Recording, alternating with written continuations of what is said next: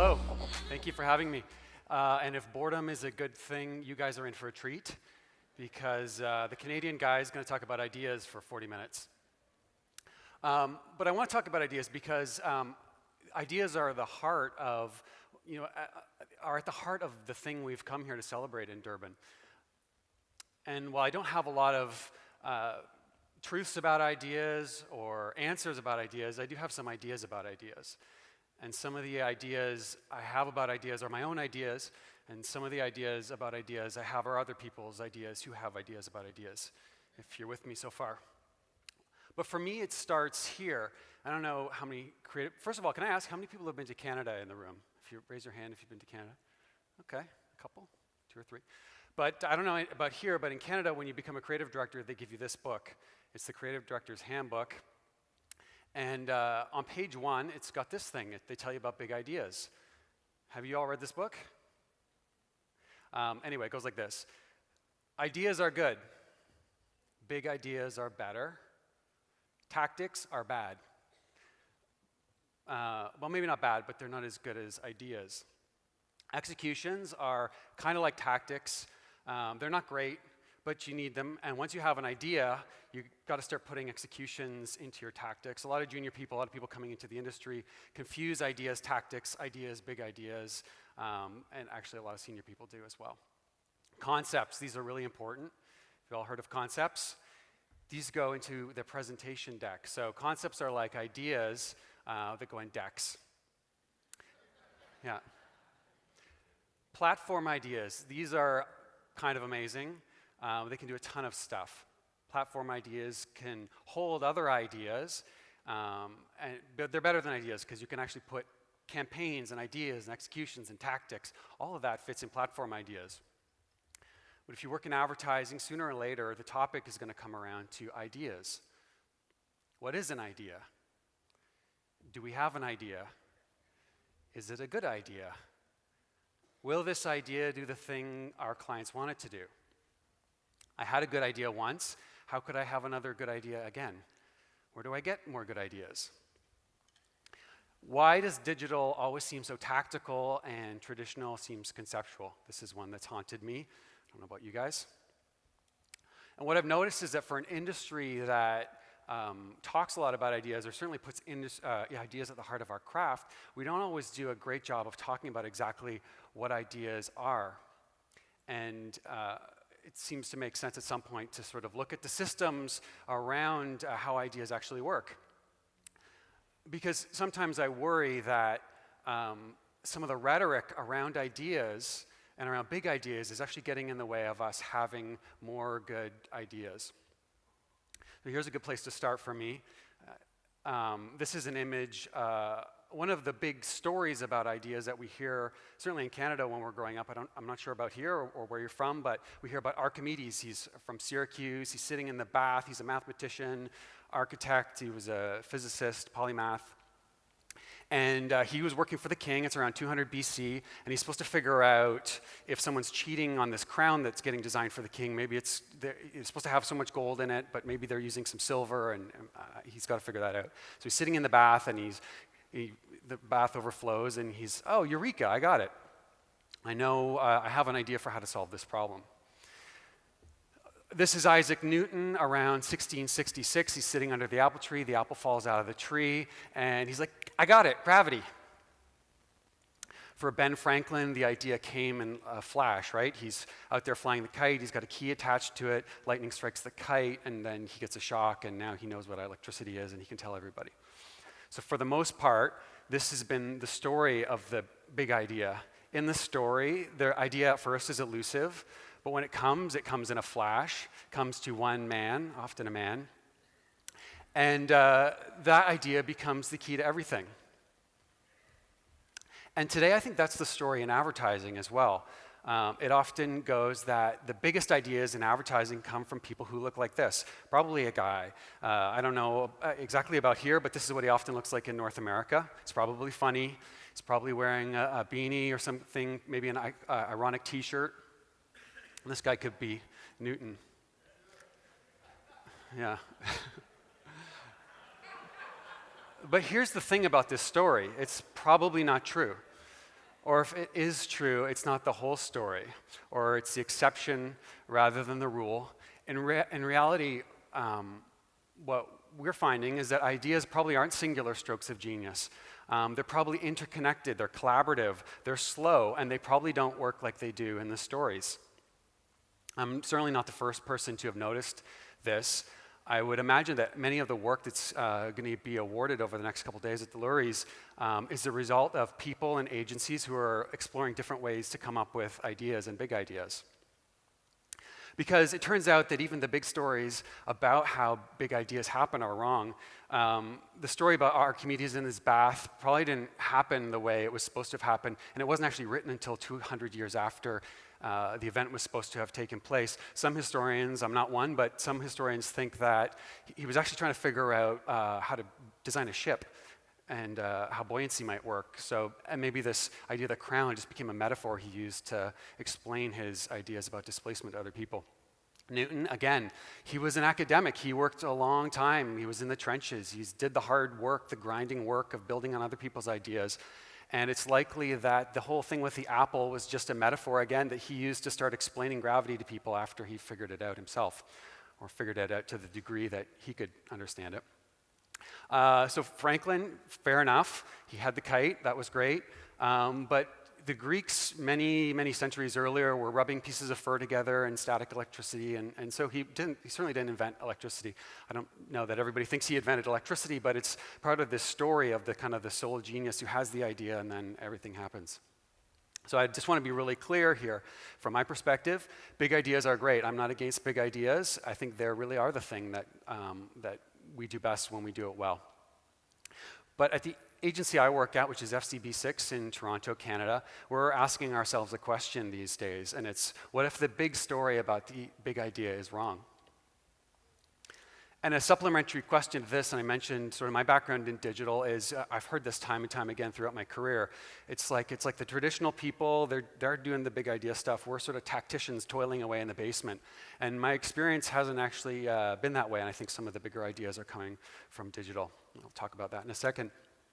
And it's worse in data. I don't know how far along you guys are in data here. We're sort of on the forefront in Toronto, and data is, if digital is complicated, data is off the charts complicated. So that's another problem we have. So here's the first point I want to make. Here's the first idea about ideas.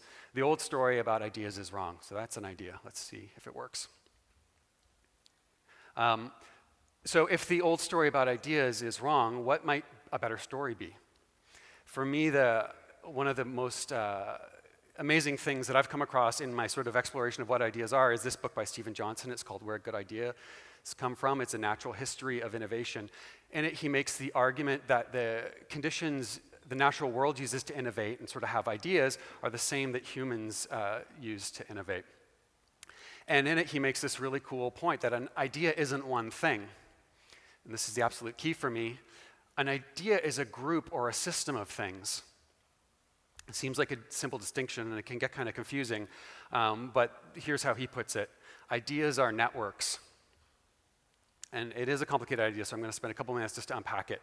So if you're not familiar with this, here's how it works. So Newton may have had the idea for gravity, and he may have been able to do that, but he wouldn't have been able to do this, invent the Apple computer. The reason is pretty obvious when there's that big a gap between those two ideas. You know, electricity hadn't been properly harnessed when Newton was doing his thing. Computers even hadn't been invented. You know, there was no hardware that needed an operating system to run on, et cetera, et cetera. So this is an idea called the adjacent possible, where, in short, the only way you can really have a successful idea is it needs to be next to another idea that already kind of works. That's the adjacent possible. So imagine it's 1981, and IBM creates one of the first desktop personal computers. This is the IBM personal computer. I don't know how old you are, but I saw these back in the day. And these 8 boxes next to it represent, for this idea, the adjacent possible. So really, the only idea you can have next to this one is right next to it. So in 1984, 3 years later, Steve Jobs and Wozniak have the idea for the Apple Macintosh, and that opens more doors into the adjacent possible. And but another way this whole thing works is that you can't go too far beyond that, or else you don't have enough, it's not networked enough, so the thing won't work. So back in 1984, you could have had the idea for YouTube, but it wouldn't have worked really because it didn't have enough other things around it. So you'd have to wait another, I guess, 21 years until 2005 before this idea could work. So obviously, it doesn't mean YouTube's a bad idea. It just means that there weren't enough doors in the adjacent possible open to it.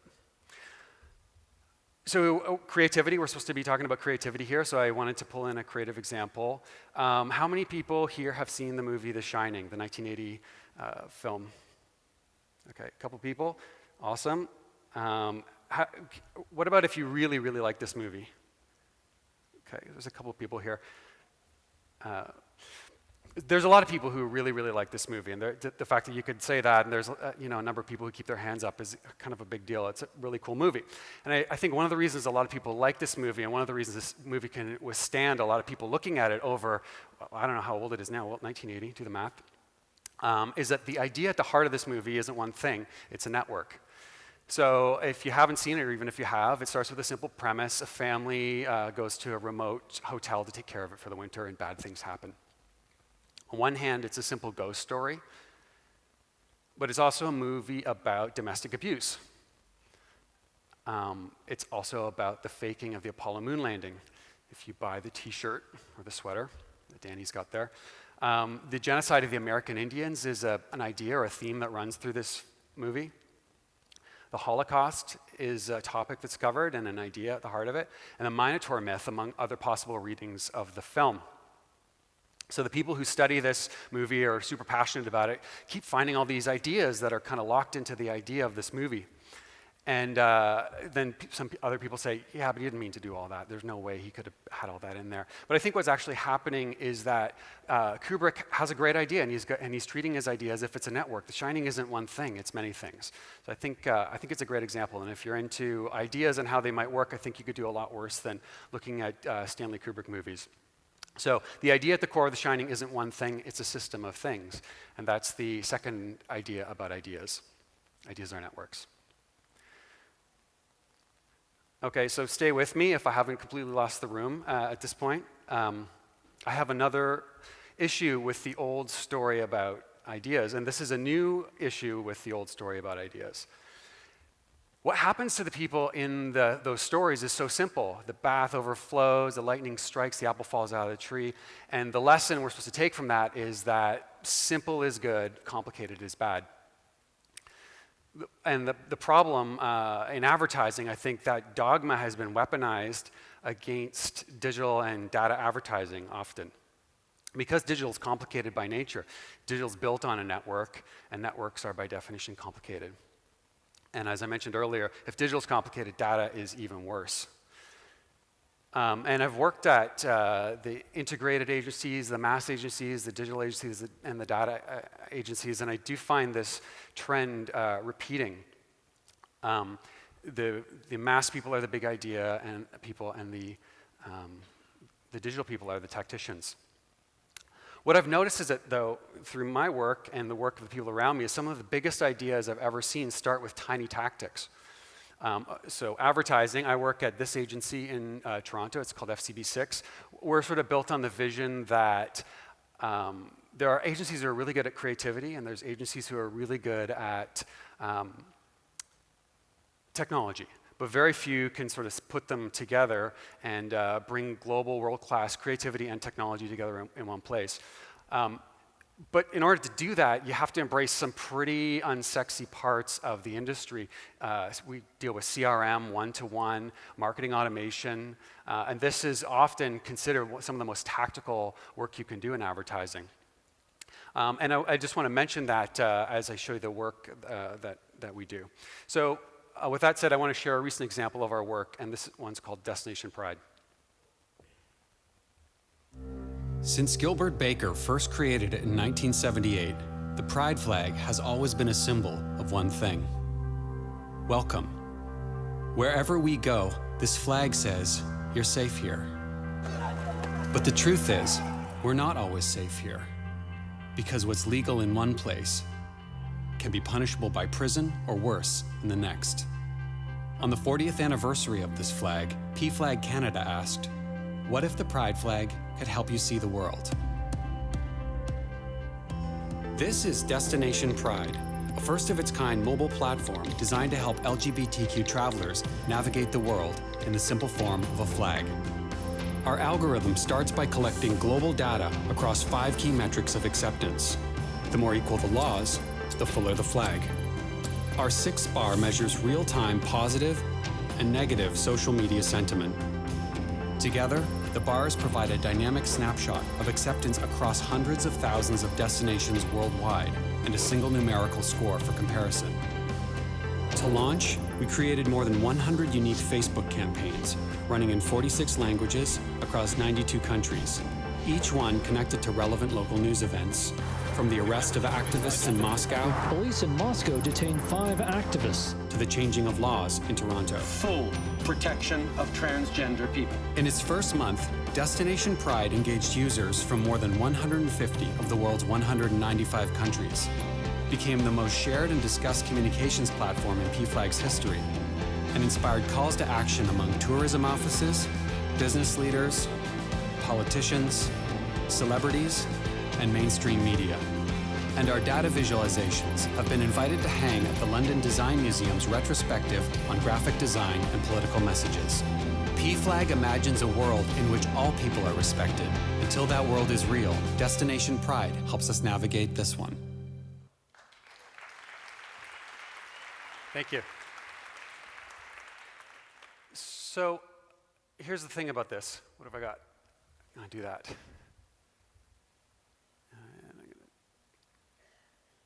We have a slide issue. While that's getting sorted out, what do you guys make of ideas? Yeah. Is this something you see with the difference between tactics and kind of ideas and big ideas and platforms? Anyone want to take a stab at this? I think they're going to reboot the computer. This actually happened in rehearsal as well.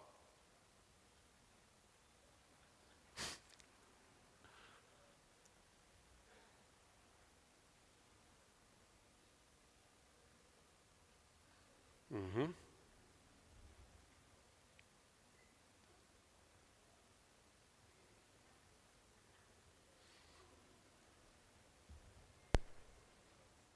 Can we get an update?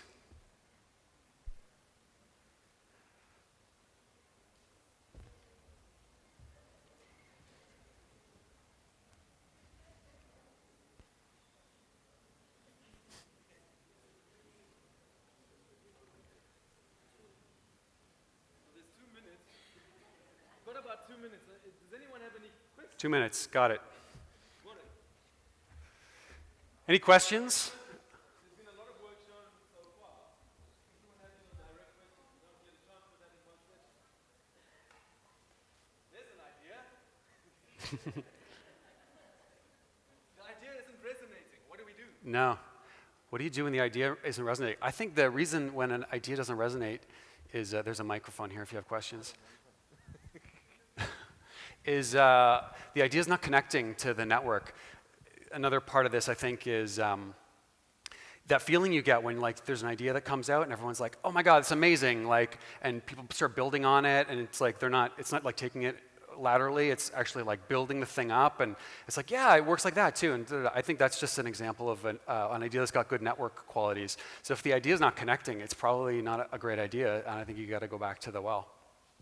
Do you think it can be a difficult balance between an idea connecting or you having, in our previous session when we were talking about fear, how do you distinguish between, is this idea not working because you're clever enough to see that, or is this your fear speaking to let you know? You mean doubt, like maybe the idea is just not good. Yeah, I mean, I think you got to trust the team you're working with.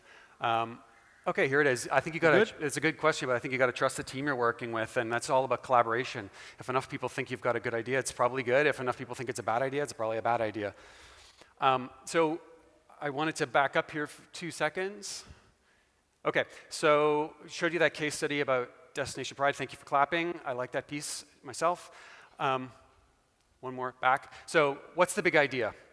And I bet if I were to hand out a piece of paper to everyone and said, please write down the big idea for this project, most people would say this, that the idea is something like this. Use a pride flag to visualize global LGBTQ data.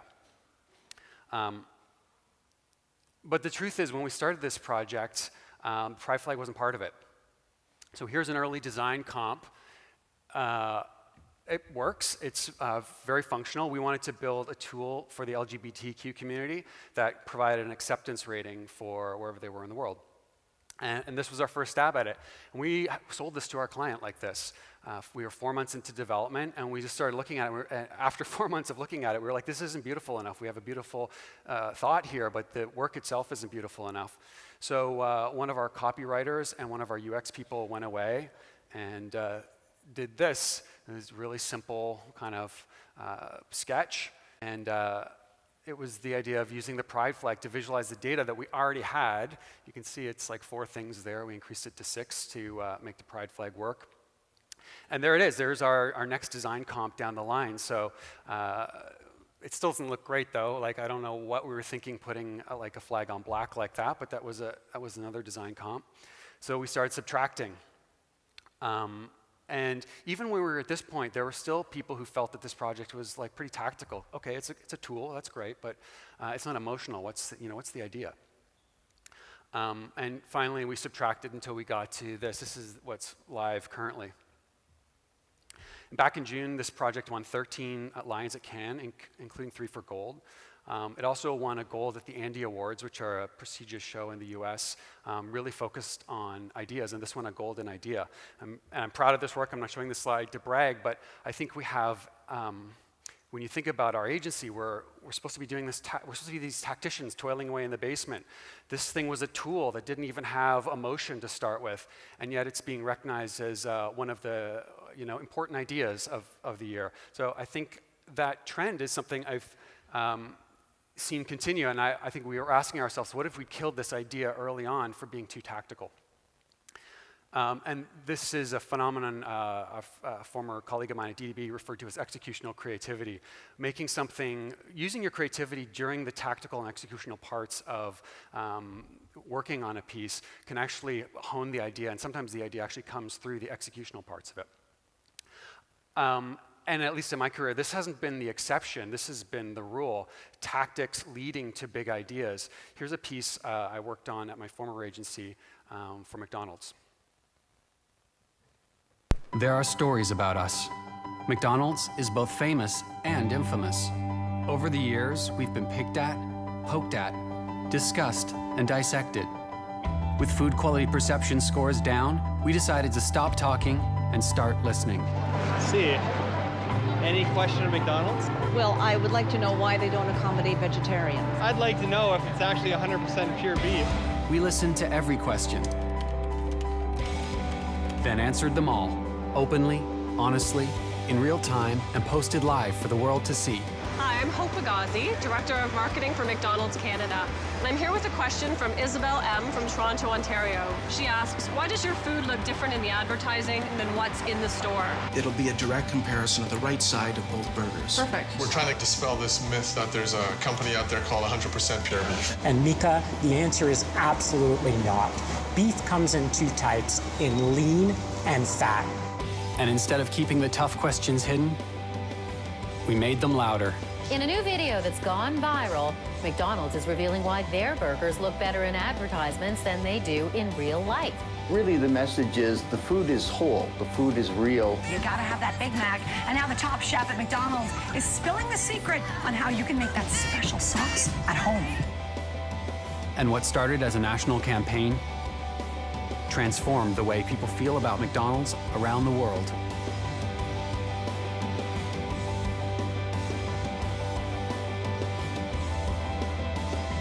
In all, we answered more than 20,000 questions, earned more than 14 million video views, and achieved dramatic gains on both food quality perception and brand trust scores. By opening up and letting them in, we made McDonald's a place people could be proud to love. Okay, so thank you. The big idea here, same paper experiment, could be a similar result. What if a lightning rod brand like McDonald's went radically transparent? That's a big idea, I think, if I know what they are. But the reality, again, very tactical. My partner and I sitting at a coffee shop with our brief around food quality perception and asking, what if we did a Q&A? A Q&A is about as tactical as you could imagine, and I think through honing that, we got to a really big idea. Okay, so that's the third idea about ideas in this presentation. The rhetoric against tactics is old-fashioned. Back to the old story about ideas, and it involves who's supposed to be having all these ideas. It's mostly men, and they mostly look like this in that version of the stories. But what we're finding is that when we have different kinds of people attacking our problems, we get to more interesting answers. So more diversity is more network nodes. And here's the president of our agency, Andrea Cook. No, it's not. We're hanging again. So while that's getting sorted out, we're back to here. Any more? Why don't we do some questions while we fix the AV? You had so much to say, bro. Come on. Save me from this. Oh, now you quiet, huh? Oh, now you quiet. Seriously, does anyone have any questions? A whole room of people. There must be a question. No. Right. There we go.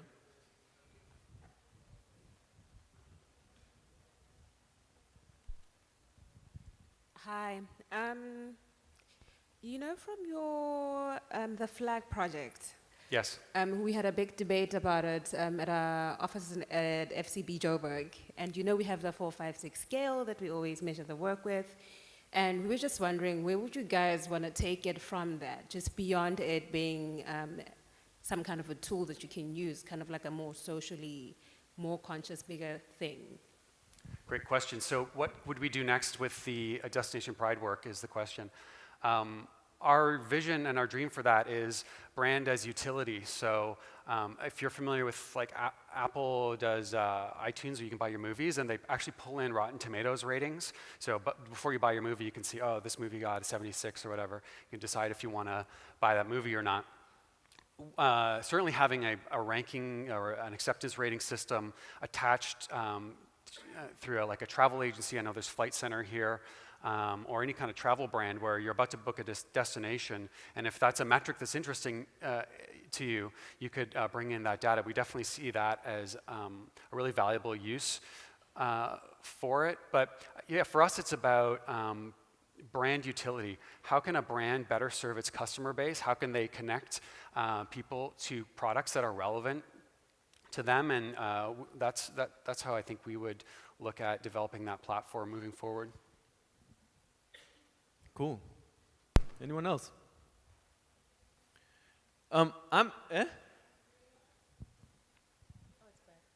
It's back. Oh, can you do this? We were just discussing this, that you have a great idea. Can you extend it to, like, I'm black. There are places I don't travel because they don't like black people. Can I just, she's a woman. There are places a woman, she doesn't want to travel to. She first wants to know if they are tolerant to women. Yeah. And well, Muslim. If I'm Muslim, there are places I don't want to travel to because they just don't like Muslims. So is there a way, like, just extend it beyond LGBT? Yeah, absolutely. And I think I'm actually going to get into that in a few minutes around how to maybe use data in service of things like that. But yeah, I mean, if there's a data set, I mean, all that project really does is it takes some data sets and visualizes it. So the next step on that for me would be figuring out some data sets. Who's measuring those degrees of acceptance and tolerance, and how can we serve that up in a way that people can use? Getting your hands on really good global data would be the first step.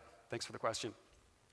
Okay, so this is our president, Andrea Cook. Thank you for staying with us during our AV issues. Hopefully that's the last one. I don't think there's any more video, so it shouldn't glitch again.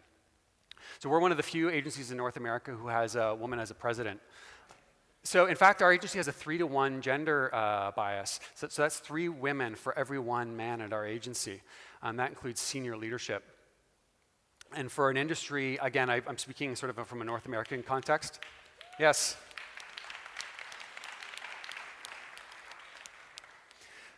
For an industry, at least in North America, with the traditional male dominance, this is a huge competitive advantage for us. Imagine the talent pool who wants to work at an agency with a completely different dynamic led by women. It's huge. It influences the kind of work we do and influences the culture that we have. And on the inverse, think of all the great people who we could be having their ideas, but they're not seeing themselves at the agency, so they don't want to work there. So here's a random snapshot of our agency. I probably got to speed up because we're going to run out of time. But decent gender. This is not our entire staff. It's just a snapshot of our website to show you some. Reasonably good ethnocultural balance relative to our region. One of the things we're working on is making sure we have really good age balance. Because if ideas are networks, more nodes on the networks, as I said, gives you more ideas and more interesting ideas. And one of the ways to put more nodes on the network is through diversity. And I think just as we're thinking about diversity, it's not just men and women or ethnocultural, it's types of thinkers. You want your big idea people, but you want people who really understand execution. You want people who are kind of academic, and you want the funny people. And I think, you know, I don't know what any given agency's diversity challenges are, but my hunch is that pretty much any agency in the world could become more strong from better diversity. It's just more nodes on the network. So here's the fourth idea about ideas. Diversity, diverse teams make better ideas. Okay, so we're in the home stretch. Thank you for staying with me. And if all this is true about ideas, that the old story isn't quite right, that ideas are networks, that it's okay to start with tactics, and diversity is part of the answer, what might we do different in our approach to ideas? At FCB6, we put together 6 recommendations. So these are ways to frame your thinking as you, process having an idea. The garbage into gold mindset. So a lot of what you look at in digital and data, it's like kind of spammy. There's ads chasing you around the internet. It's like I was on Amazon, and I'm into backpacks, so I looked at this like sternum strap, and now I'm like being chased around the web by this ad for a sternum strap. The garbage in the gold mindset says, okay, that may actually be effective from a executional standpoint. What can we do as storytellers or as creative people to take that really tactical, I'm going to say garbagey thing, and make it creative? And I think the garbage in the gold mindset is excited by that challenge. The second of the 6 mindsets is the dynamic dreamer. So in traditional advertising, there's often an assumption and a point at which the idea is going to become fixed, the work is going to become fixed, we're going to film the spot, that's how it's going to go, there's going to be the people in the spot, and that's that. The dynamic dreamer mindset builds change and dynamics into the idea itself. So like an album that gets faster the more people who are listening to it, a TV spot that changes cast depending on who's watching it, out of home that runs different images depending on what kind of cars are driving by, all that kind of stuff. The dynamic dreamer mindset is kind of really interested in that and comes to a brainstorm thinking, how can we just keep the whole thing moving throughout the experience of the consumer? This is just one example of, it's just an Egg McMuffin. This is just work from Canada. Had nothing to do with it. It's not our agency. But it's cool. It's the Egg McMuffin rises with the sun in Vancouver. That's dynamic. The third of the mindsets is the push past the give up mindset, especially in digital and data. There's this point where it just gets like, I'm confused, I've got a user journey in front of me, there's like a learning curve, and the brief is 12 pages long, and there's all this stuff, and I'm confused, and we see, and I've seen, and it's like retargeting, and how many versions of this thing do they want, and I'm losing hope and ambition. But what we found is that when creative people especially say, I'm not going to let that turn me off, I'm not going to retreat to something that I know and is more comfortable, that's where all the good work is happening. So if you give up when it gets most complex, you're going to make the thing with the sternum strap. And you can push through, you might make something amazing, and that's what we're finding. Here's a user journey. I don't know if you ever see these in your, this is just one I found on Google. It's an automotive buyer's journey. But we get pretty excited about these at our agency. And it's not because we think they're pretty to look at, but they help us be really relevant to consumers, which means we can excite them with amazing storytelling and creativity. The fourth of the mindsets, of 6 mindsets, is the data pioneer mindset. So you may remember Spotify's amazing Thanks 2016 campaign. Again, I didn't do this, I just admire this work. So they took user data about playlists and used it to crack jokes at their consumer. So, dear person who played Sorry 42 times on Valentine's Day, what did you do? They had just a great campaign. And this is a data-driven campaign. I think a lot of creative people, when they think about data and like complex digital, it's like, oh, there's going to be a strategist. They're going to tell me what the data is, and then I'll work with that. But any creative person in the world, I think, could have thought to do this, to say, well, someone, whatever you're listening to, that's data. Let's do something cool with that. So the data pioneer mindset doesn't wait for data to come to them, doesn't wait to really understand digital and data. It starts to just count stuff. And the number of people in this room, that's a data set. The balance of color, that's data. And what could we do with that? Okay, the fifth of 6, the systems mindset. So I mentioned that book I really like, Stephen Johnson, Natural History of Innovation. I think what we're seeing is that even if we don't fully understand this whole idea of systems and networks and how it all works together, coming into a project with a mindset that ideas are networks and systems are powerful is really strong. That's a mindset we try and foster. I haven't read any of these books, but they might be really good. And if you, the point is there's no shortage of people who are thinking about systems in probably really interesting ways, and we're trying to embrace that. And the last here is the AI co-creator mindset. I was on a panel a couple years ago, and they asked me, so, computers are going to write headlines next. What do you think of that? And I think they were expecting me to say, oh, no, you'll never get a computer to write a good headline as like a copywriter. But I don't think that's the right answer to that question. I think the AI co-creator mindset sees AI as a collaborator tool and wants to work with machines to create kind of mind-blowing creative frameworks that scale beyond their current creative capacity. So the mindset we're trying to nurture is don't be afraid of the machines, work with them because they're not going away. And they can, I want to be part of that conversation versus resisting. We did a piece for BMW earlier this year that used Google's Vogon technology. I'm not sure if you're using this yet, but it allows you to serve up lots of configurations of ads based on user behavior in YouTube. And we were able to create 1,500 unique ads. So it's quite common, I think, now for agencies to be able to kind of scale their creative by using AI and automation. So that's the 6, AI as co-creator mindset. And I'm just about to wrap up, but I'll say one more thing about stories. These are the cave paintings in Lascaux, France. And they're some of the oldest known images that we know. Has anyone actually seen these live in person, gone to these caves? No, me neither, but I would like to. But what's cool about these are the oldest known images that we have.